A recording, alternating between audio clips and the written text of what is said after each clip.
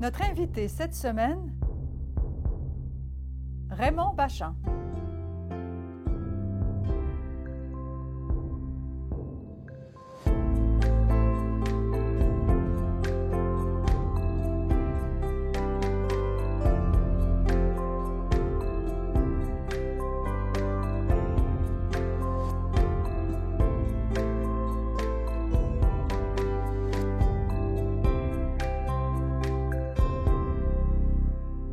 Raymond Bachand, bonjour, bienvenue à Mémoire. Bonjour, Pascal Navarro.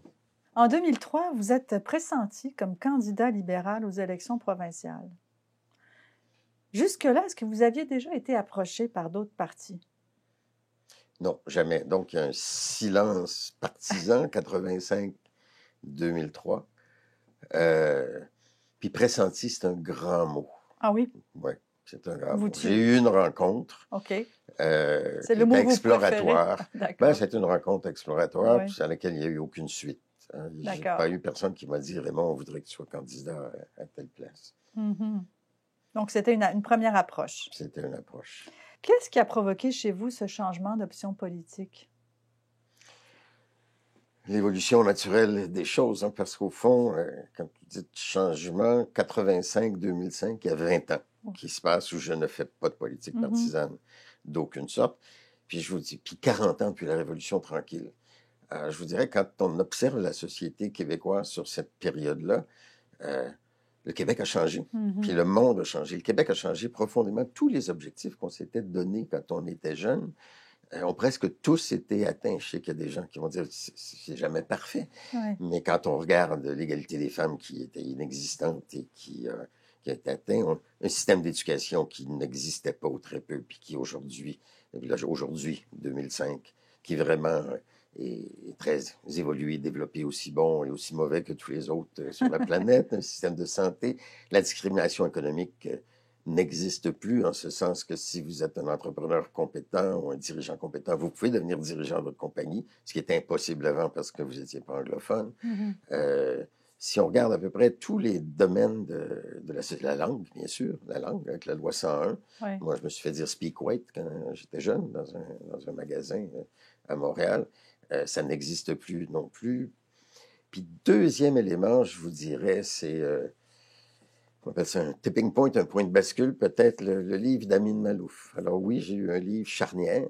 Alors, Amin Malouf, décrivez en deux mots, c'est un écrivain. Amin Malouf, c'est un écrivain français, franco-libanais, qui a écrit plusieurs romans, qui maintenant vient d'être nommé président de l'Académie française. Mais ce livre des identités meurtrières est un livre qui a répondu, qui a apporté une réponse à des angoisses qu'on porte en nous et qui bloque les Québécois parce que depuis 20 ans, on leur force à faire un choix. Es-tu Québécois ou t'es Canadien? Puis t'as pas le droit d'être les deux. C'est péché d'être les deux. Il faut choisir les choix qu'on faisait surtout dans les années 60, 70, je dirais. Et alors qu'on est porteur de plusieurs identités en nous. Et alors, qu'est-ce qui vous a convaincu de vous présenter puisque vous allez être candidat en 2005? Dans une partielle. Qu'est-ce qui vous a convaincu? Vous qui aviez tourné le dos à la politique pendant tant d'années. Il faut croire que la politique m'habitait depuis ma jeunesse. Écoutez, c'est un hasard de circonstances. Moi, je suis président de Sécor, ça va bien, mais le comté est vide dans Outremont. Quand Yves Séguin a démissionné, et il reste quelques semaines avant que le Parti libéral puisse... ou que les partis nomment leurs candidats. Et là, dans un événement montréalais, sur le casino d'ailleurs, avec tous leurs projets, là, je m'intéressais comme Sécor à tous les grands projets montréalais, je vois Pierre Bibeau, puis comme ça, je lui dis en passant, ça va être qui votre candidat dans Outremont? Puis il me regarde, puis il dit on n'est pas sûr, au fond, ils en avaient un, on n'est pas sûr, est-ce que ça pourrait t'intéresser? J'ai dit, personne ne m'a demandé. Alors là, je me suis même pas... Non, mais je ne m'étais même pas posé la question. Alors oui, j'ai eu une demande officielle le lendemain, le surlendemain, je suis rentré à la maison. Et là, vraiment, j'ai une discussion, ça a duré 24 heures, 48 heures. Vraiment, mes enfants étaient grands maintenant, étaient dans la vingtaine, ça c'est très important. Ça demeure dur pour eux, quel que soit l'âge. Ah oui? Mais là, je me suis dit, Raymond, à quel âge j'ai là, à cette année-là, 1947-2005, donc 58 ans, 57 ans. Et je me dis, si tu ne l'essayes pas, quand tu vas avoir 68, 70 ans, est-ce que tu vas regretter de ne pas avoir essayé? Puis quand je me suis posé cette question-là, 1 minute après, la décision était prise. Je vais plonger. Je vais essayer. C'est une façon de continuer à contribuer, de plonger activement, parce que j'avais été très actif, mais pas comme élu, c'est pas la même chose. Alors, j'ai dit oui. Et alors, comment ça se passe, votre arrivée? D'abord, vous êtes élu dans une partielle. Je suis élu dans une partielle, dans Outremont, ce qui sont les élections les plus dangereuses pour un parti politique au pouvoir. M. Lévesque, on avait perdu 7 des 8 élections partielles. Il a gagné l'élection générale au la main. Alors, c'est toujours une façon pour des électeurs. M. Charest n'est pas au sommet de sa popularité, c'est peu dire. Il est très bas à ce moment-là. Et c'est une façon pour des électeurs de passer un message sans grand enjeu national. Vous ne votez pas pour un gouvernement, donc ce n'est pas un changement de gouvernement. Vous restez à la maison. Vous ne votez pas. Le libéral d'Outremont ne votera pas pour le PQ à ce moment-là, mais il va rester à la maison. Alors, la mobilisation est très, très importante. Alors, pendant 30 jours, c'est vraiment partout sur le terrain, dans le comté, mais c'est un comté fabuleux. Est-ce qu'on vous parlait de votre changement d'allégeance? Toujours, oui. Il y a même des gens dans Outremont que je croisais sur la rue, puis une fois, sans me dire bonjour, après ça, ils disaient traître. Tu sais, une fois. Okay. Alors, mais c'était une religion. Ouais. Moi, je ne suis plus dans les religions. À ce moment-là, le Parti québécois, c'était une religion. Vous ne pouvez pas, si vous êtes péquiste, scout un jour, scout toujours, péquiste un jour, péquiste toujours. Oui, mais quand les libéraux alors, les sont gens, venus... Oui, les gens m'en parlent, puis c'est important quand même que... Mais pour moi, l'autre chose qui avait changé, quand je disais le monde a changé, on est dans les grands ensembles économiques. Ça n'existait pas dans les années 60. On est aussi, on fait partie de l'ALENA, du libre-échange.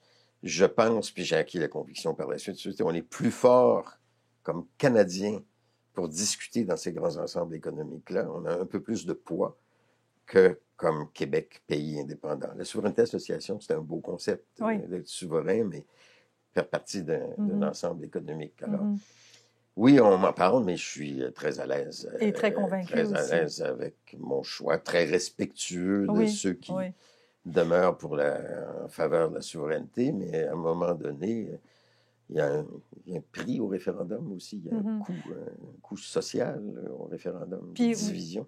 Vous allez être élu et vous allez donc devenir le député de tout le monde à Outremont. Donc, c'est sûr que...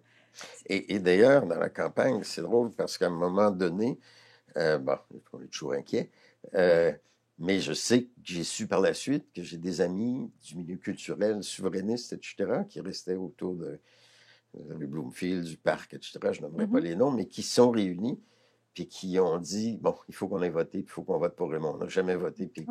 On a toujours voté PQ, jamais voté. Il faut qu'on vote pour Raymond, parce qu'on n'aura jamais quelqu'un pour nous défendre comme il, avec tout ce qu'il a fait pour la culture et pour Montréal. Alors, il y a eu une mobilisation, puis finalement, bon, j'ai gagné. Vous devenez ministre du Développement. Quelle surprise! Économique. Est-ce que vous saviez qu'on allait vous confier ce ministère-là? Est-ce que vous avez parlé de ça un petit peu avant l'élection, au cours de l'élection, après avoir gagné? On ne sait jamais. Oui. OK, c'est pas vrai. Un premier ministre ne promettra jamais sans promettre. à un candidat qui était là. Mais quand il y avait eu l'approche en 2003, moi, j'avais dit, si jamais je vais en politique, mon ambition, c'est d'être ministre du Développement économique. Vous avez montré vos cartes. Parce que c'est ça que je fais depuis 20 ans. Alors, je pense que c'était implicite, c'était clair. Et comment s'est passée votre arrivée à l'Assemblée nationale? Très bien, mais bizarrement, évidemment, comme je suis élu en décembre, que l'Assemblée ne siège plus. Alors, je viens être assermenté ici. C'est beau, une assermentation, quand vous êtes seul dans une partielle, parce que vous pouvez inviter, il y a 100 personnes d'Outremont qui sont venues. Il y a eu des caucus, donc c'est plutôt apprivoisé avec les caucus de mon parti, le Parti libéral, et non pas avec les autres partis que je ne vois pas avant, au fond, fin février, avant l'arrivée à l'Assemblée nationale, où je suis déjà ministre. J'avais dit à un moment donné à quelqu'un, si jamais vous êtes pour me nommer ministre, faites donc pas ça la veille, que je sois prêt pour la période des questions, parce que c'est tout un apprentissage, évidemment. Mais pour moi, l'Assemblée nationale, c'était un lieu de... Je suis un peu naïf, c'était un lieu de dialogue. C'était l'endroit par excellence où on peut débattre des projets de société dans le respect des opinions des uns et des autres, sachant que l'opinion de l'autre est différente, comprendre pourquoi améliorer les projets de loi, les projets de société. Je me suis dit, c'est le meilleur endroit dans la société pour faire ça, dans le Parlement. Et le rôle de député, est-ce que vous vous attendiez à ce que vous avez découvert? Comment ça s'est passé? Bien, au-delà du rôle de ministre, député, c'est passionnant. Il ne faut pas oublier que c'est votre premier rôle. Voilà. Parce que si vous n'êtes pas député, vous ne serez pas ministre. Et Côte-des-Neiges, Outremont-Côte-des-Neiges, c'est un comté fascinant. C'est un comté, quand je me présente 2 jours avant l'annonce, je regarde en Recensement Canada, la 3e langue la plus parlée, c'est le tagalog. Le tagalog, pour moi, je ne savais pas que c'était la langue des Philippins, qui est la 3e communauté, mais il y a comme 50 communautés dans Côte-des-Neiges. C'est pas comme une concentration, comme il y a dans certains autres quartiers de Montréal, d'une communauté. C'est un mélange de toutes les communautés. Bien sûr, il y a l'Outremont francophone. Il y a la communauté juive qui est à la fois du côté ouest, les Juifs qu'on connaît, mais il y a du côté Outremont, les Hassidiques, que j'ai appris à connaître pendant toute ma période de député, à réunir, à leur parler. Mais c'est un comté fascinant. J'avais décidé aussi de m'occuper du comté, mais un peu différemment, parce que vous n'avez pas le temps quand vous êtes ministre. Donc, je ne faisais pas tous les clubs d'âge d'or, toutes les soirées, etc. Mais je fais les soupers spaghettis, où il y en a 2 par année que je faisais, mais c'est tout. Mais je parlais à chaque directeur, que ce soit d'établissement, de groupe communautaire, etc. Je dis, si vous avez besoin de moi, je suis là. Alors, ça, tu n'es pas vu, tu ne sers pas les mains de 50 personnes, mais évidemment, ça prend une équipe exceptionnelle. Vous savez, Outremont, c'est aussi le comté des grandes institutions. Outremont, c'est l'Université de Montréal, c'est Polytechnique, c'est HEC, c'est 5 collèges, c'est l'Oratoire Saint-Joseph, c'est l'Hôpital Sainte-Marie, Sainte-Justine, Jewish, qui est à la frontière du comté. Alors, il y avait de quoi, c'était vraiment... Mais c'était un réseau que vous connaissiez. Justement, l'université, tout ça, c'était des institutions que vous connaissiez. Oui, c'est un réseau qu'on connaît, puis donc vous pouvez être porteur de leurs dossiers, même si c'est les dossiers de certains collègues. Puis des fois, de s'occuper de certaines choses très terre-à-terre, comme dans le choix des garderies, là, qui a fait supposément scandale parce que les députés s'en mêlaient. Mais oui, j'avais vu, je m'en suis mêlé. Puis j'ai enlevé 2 garderies privées pour donner une garderie à HEC, puis à l'Université de Montréal, puis à Sainte-Justine. Parce que les institutions, pour moi, c'était important. Et vous vous présentez donc en 2007, et vous êtes élu. Et là, la vague adéquiste va prendre beaucoup de place. Et plusieurs de vos collègues perdent leur élection. Comment avez-vous vécu ces moments? Ben, c'est à la fois inquiétant et dur aussi. C'est dur de perdre des collègues, parce qu'il y a beaucoup de gens qu'on a appris pendant toute la vie à côtoyer, entre autres dans tous les projets de loi, période de questions, les caucus quotidiens. Et puis aussi, vous vous demandez qu'est-ce qui s'est passé. Il faut toujours se réinterroger. Pourquoi tout à coup... Qu'est-ce que ça signifiait? Qu'est-ce que ça signifiait, mais... Et votre réponse? Ma réponse, la montée de l'ADQ, puis je parle à des amis de l'ADQ aujourd'hui, qui disent que jusqu'à 10 jours avant la campagne, avant l'élection, ils étaient très bas. Puis il y a eu la question de l'immigration, encore une fois, vieux débat. Et il y a eu la question des, j'en s'en souviendront, au vote par anticipation, les personnes voilées complètement, avec un tchador, qui sont admises à voter, qui fait scandale. Moi, j'étais en Beauce ce jour-là. Je déjeunais avec 25 travailleurs à une table, syndiqués, FTQ, etc. Ils ne parlaient que de ça, les scandales. Puis M. Charest, comme il est premier ministre, tous les autres ont dénoncé le directeur des élections. Puis M. Charest attendait que le directeur général des élections, respect des institutions. Aujourd'hui, c'est une erreur. Il ne faut quasiment pas respecter. Alors, il y a eu l'air mou sur cette question-là. Et ça a vraiment basculé. Mais au gouvernement minoritaire, moi, j'ai trouvé ça fabuleux comme expérience. J'ai vraiment aimé ça. Mes collègues étaient fâchés contre moi quand je disais ça. Parce que là, vous pouvez débattre. Parce que quel que soit, puis Dieu sait que j'en ai eu des projets de loi, l'opposition doit devenir responsable. Parce que l'opposition, dans notre système parlementaire, ça s'oppose, ça bloque, ça critique. Mais là, ils savent bien que ces lois-là doivent être adoptées. Vous êtes majoritaire, mais ils savent que vous allez Il n'y a pas de discussion l'adopter, que possible. vous allez l'imposer, puis ils vont pouvoir vous le reprocher pendant des années.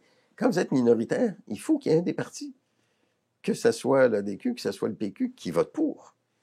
Alors, ils sont obligés de modérer leurs propos. Vous êtes obligés de les écouter, d'écouter les amendements qu'ils veulent apporter au projet de loi pour qu'ils consentent au projet de loi. Mais je trouve que ça fait une meilleure législature et des meilleurs projets de loi aussi. Donc, c'est difficile pour les collègues, mais au niveau politique, ça peut avoir un intérêt. Bien, en tout cas, moi, mon ADN est un ADN, je ne suis pas très partisan. Et de façon générale, mes collègues, quand on tournait au caucus, c'est quand j'avais été à un moment donné une sortie un peu violente, violente dans les mots. Et puis là, ils m'applaudissaient, mais moi, j'étais mal parce que c'est pas mon style de parler contre des gens. Mon style, c'est de parler pour et d'essayer de convaincre et d'écouter. Alors, pour moi, c'était une belle expérience. Vous gardez le développement économique, mais vous êtes aussi nommé au tourisme. Qu'est-ce que ça vous apportait dans votre expérience qui jusque-là avait été quand même assez large au Québec? Oui, puis au développement économique, puis on n'en a pas parlé, mais j'avais quand même... c'était développement économique, innovation et exportation. J'ai travaillé, c'était comme 3 ministères, littéralement 3 dimensions de la vie. Et ma première grande politique, ça a été la stratégie d'innovation qui était pour notre milieu scientifique, notre milieu universitaire, et qui est la voie de développer le Québec, bien sûr, qui a failli pas être adopté jusqu'à ce que le premier ministre mette son poing sur la table pour m'appuyer, parce qu'il n'y avait pas d'argent. On a mis 1 milliard là-dedans. Et toutes les stratégies sectorielles de développement, que ce soit l'aéronautique, en biosanté, dans lequel le Québec est devenu leader, on a créé la grappe aéronautique. Alors, quand le premier ministre a décidé de réduire la taille du cabinet, comprendre le message de l'élection, il m'a demandé de prendre le tourisme. Pour moi, c'est un nouvel enfant que j'adopte, donc je plonge avec beaucoup de plaisir là-dedans, parce que c'est quand même un secteur où j'avais, au Fonds de solidarité, créé un secteur récréo-touristique. On avait investi dans le manoir, entre autres dans le manoir Richelieu, tout le sauvetage de la région de Charlevoix qu'on avait fait. Alors, j'avais quand même des affinités avec le milieu de la culture. Alors, j'étais très, très heureux. Mauvaise réaction du milieu au début. Ils perdaient leur ministre désigné. Ça s'est passé assez vite parce qu'au fond, d'être adopté par le ministère du Développement économique, c'est quand même un ministère beaucoup plus puissant pour faire passer des priorités à l'intérieur de la machine gouvernementale. Et là, j'ai fait la même chose. J'ai écouté les gens. Moi, c'est mon expérience Métro Richelieu qui me dit, ultimement, tu as des clients. Tu travailles pour des gens, pour des clients. Parler aux gens des festivals. Première décision qui m'amène les fonctionnaires, on est au mois d'avril, c'est le renouvellement des enveloppes et des enveloppes qui coupent. Le festival va avoir lieu au début juin, 6 semaines plus tard. J'ai dit, vous êtes malade? Ça se fait pas. Alors, on a tout reformulé ça pour que les gens, à 6 mois d'avance, si quelqu'un ne performe pas, vous voulez le couper, ils ont déjà mobiliser leurs équipes, etc. Vous avez parlé de vos voyages et du développement du Québec. Comment était perçu le Québec à l'international? Le Québec a une présence internationale depuis fort longtemps, d'abord en France, mais la délégation de New York, d'ailleurs, aussi. Et Québec est perçu, c'est un... Je vais vous répondre ce que j'ai appris comme ministre des Finances par la suite, puis je reviens, mais pour les agences de notation, le Québec est dans les gouvernements quasi souverains. Il y a des États quasi souverains, la Bavière, la Catalogne, etc., qui ne sont pas des provinces qui n'ont aucun pouvoir. Puis dans les États quasi souverains, le Québec est le plus quasi souverain des quasi souverains parce qu'on maîtrise notre fiscalité. Ce qui n'est pas le cas partout en Allemagne où c'est le gouvernement central qui verse des sommes en partie importantes. Mais c'est vrai dans notre attitude, c'est vrai dans le respect que les gens ont pour curiosité, bien sûr. C'est quoi cette enclave francophone qui s'affirme et qui veut peut-être même devenir souveraine, qui résiste, mais qui fait plus que résister, qui se développe, qui s'épanouit, qui a... Et moi, dans mes missions économiques, j'amenais non seulement des entreprises, mais le milieu universitaire, scientifique, pour tisser les relations, que ce soit entre Tel Aviv et Montréal, mais entre chacun des grands blocs universitaires qu'on voit partout dans le monde. Pour les entrepreneurs, vous n'avez pas besoin de faire de mission économique aux États-Unis. Parce qu'aux États-Unis, Les chefs d'entreprise peuvent rencontrer, les gouverneurs peuvent rencontrer ça. Mais quand vous allez dans les pays, en Inde, par exemple, je suis allé en Inde, je me souviens très bien d'avoir amené CAE qui était dans la délégation, puis d'avoir imposé CAE dans une rencontre très CAE? privée. CAE, c'est la grande entreprise internationale basée à Montréal qui fait les simulateurs de vol. C'est un leader mondial, 70% du marché. C'est un de nos 3 piliers de l'industrie aéronautique. Et bien, parce que vous êtes là comme ministre de l'économie, vous êtes reçu par Oui, votre collègue dans le pays oui, et vos entrepreneurs ont accès à des niveaux décisionnels oui. parfois et ils gagnent 1 an, 2 ans, 3 ans, 4 ans de travail. Alors, c'est Mhm. vraiment... non, le Québec rayonne au Mhm. niveau international. Puis évidemment, il y a les foires aussi, les foires commerciales qui là Mhm. sont des foires où toute l'industrie vous suit, mais vous faites tout le réseau de contacts. Et ça nous a servi dans l'accord de libre-échange avec l'Europe. Parce que pourquoi le Québec est devenu, entre nous, l'accord de libre-échange avec l'Europe existe parce qu'un jour, le premier ministre du Québec a décidé qu'il y aurait un accord de libre-échange avec l'Europe. Puis on a commencé avec l'échange de main-d'œuvre avec la France. Il y a une anecdote qui est assez exceptionnelle. Je regarde comment l'Europe fonctionne. Il faut que les 27 pays conviennent qu'il y aura une négociation avec le Canada. Puis là, ils ont la Chine, ils ont toutes sortes d'autres choses plus importantes. Mhm. Euh, et là, j'ai dit, ça n'arrivera pas. Harper ne mobilisait pas parce qu'il ne voulait pas se faire dire non. On était là. Et dans une réunion, un dîner avec Jean Charest, des gens d'affaires canadiens, j'ai eu un flash, j'ai dit, êtes-vous capable de me trouver 100 PDG qui vont écrire une lettre? Qui vont écrire une lettre, Paris, Bruxelles, Berlin, Ottawa, en disant, nous, on aimerait ça qu'on arrive. Et pendant 1 an, je me suis promené littéralement avec un projet de lettre dans ma poche. Et on a obtenu, pas juste moi, mais tout le monde, 100 présidents de compagnie, 50 des plus grandes canadiennes, 50 des plus grandes européennes, qui ont écrit en disant on veut que ça arrive. Puis là, Bruxelles a vu ça arriver, ces plus grands industriels qui écrivent on veut le libre-échange avec le Canada, on veut le libre-échange avec le Canada. Et ça a changé. Puis là, M. Charest, avec Sarkozy, a attendu que Sarkozy soit président de l'Europe pour 6 mois. Et là, un peu a senti qu'on avait une chance, le Canada, de ne Mhm. pas se faire dire non, mobiliser toute la diplomatie canadienne, puis les négociations ont commencé. Mais le Québec a une présence internationale qu'il ne faut pas négliger. Mhm. En mai de la même année, donc en 2007, c'est l'entreprise américaine, vous avez parlé des États-Unis, Alcoa, qui est numéro 2 mondial de l'aluminium et qui fait une offre d'achat à Alcan, Hostile. Le gouvernement rassure. Quel rôle vous avez joué, vous, dans cette histoire au cours de la vente Alcan et quels étaient les enjeux principaux? Ben, les enjeux majeurs, c'est l'enjeu de nos sièges sociaux, que ce Mhm. soit Rona ou que ce soit Alcan dans ce cas-là, un siège social, un vrai siège social, là, pas la coquille juridique comme vous Oui, faites au Barbade, là, mais un vrai siège social, c'est toute l'infrastructure économique, comptable, juridique, les contrats de recherche, les dons communautaires. Ça a une importance capitale. C'est la présence dans la tête des dirigeants sur quelle usine vous allez effectivement. choisir dans le monde. Alors, moi, ce que j'ai fait, Alcoa, ça a échoué pour des raisons de discussion entre Alcoa et Alcan, mais donc j'en ai profité dans la foulée pour faire ce qui s'est appelé l'entente de continuité avec Alcan. On Mhm. négociait avec Alcan pour des investissements au Saguenay-Lac-Saint-Jean.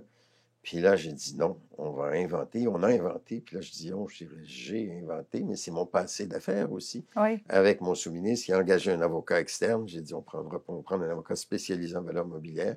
Il y a 3 personnes, et c'est une convention qui a dit, quel que soit le propriétaire, on ne rentre pas dans les valeurs mobilières parce que les tribunaux auraient mis la convention de côté, mais vous pouvez être propriétaire, mais le siège social du bloc aluminium, puis définir le siège social dans la partie importante, sera au Québec.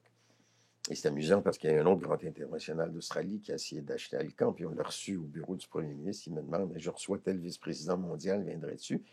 Et pendant la rencontre, à un moment donné, je lui dis, en passant, avez-vous choisi le quartier où vous allez demeurer à Montréal? Il me regarde. Il n'avait pas vu la convention de continuité. Ils ont mis les meilleurs avocats du monde pour essayer de dire qu'elle serait illégale, puis elle a tenu le coup. Hmm. À l'automne 2008 éclate la crise financière américaine et mondiale et vous rassurez le public, vous dites que le Québec va tenir le coup. Qu'est-ce qui est le plus difficile dans ces moments de crise? Est-ce que c'est de mesurer les effets de la décroissance ou de contrôler le message à son propos? Moi, je suis pas très dans le contrôle du message. Je suis assez transparent en général dans ce qui doit être dit. Mais évidemment, votre rôle n'est pas de paniquer Ben les non. gens non plus. Euh, et puis là, on s'en va en campagne électorale. On est enfin les élections de 2008.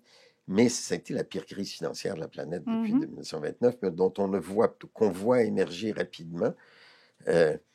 Et mon sous-ministre fait une vigie avec 50 compagnies qui ont un carnet de commandes de 100, 2 semaines après de 80, 2 semaines après de 60, deux Oui. semaines après de 40, parce que leurs clients américains n'ont plus accès au crédit. Ce n'est pas une récession classique, c'est une crise de liquidité dans les marchés financiers. Les banques ne se prêtent pas les uns aux autres, donc ne prêtent pas vos distributeurs.